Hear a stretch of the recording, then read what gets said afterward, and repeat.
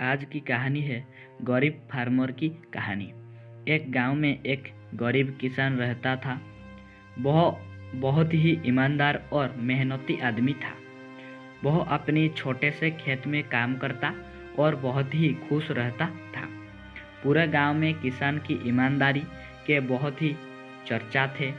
उसका एक दोस्त था जो उस गांव के राजा के वहां सिपाही का काम करता था।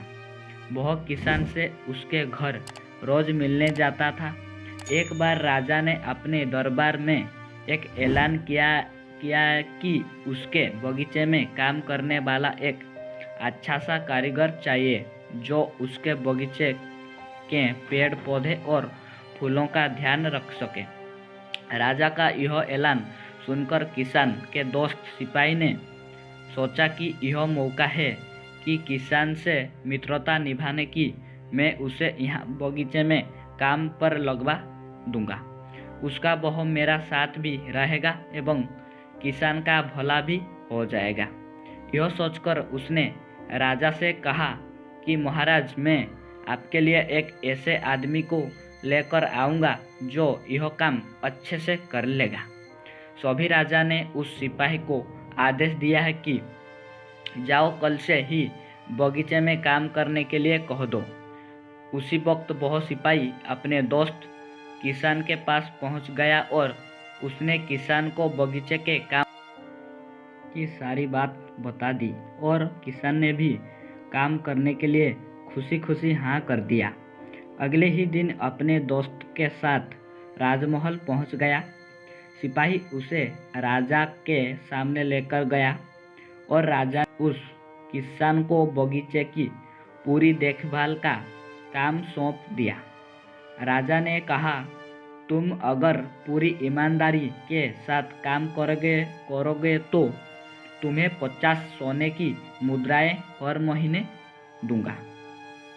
किसान खुशी खुशी बगीचे में काम करने के लिए हाँ कर देता है और वह उसी वक्त बगीचे में काम करने लगा। किसान बगीचे में बहुत दिल लगाकर काम करता था। कुछ दिन बीत गए। किसान ने बगीचे को बहुत सुंदर व हरा भरा बना दिया। राजा को उसका काम बहुत पसंद आया। एक दिन किसान बगीचे में कुछ खुदाई कर रहा था तो उसने जमीन के नीचे कुछ महसूस किया।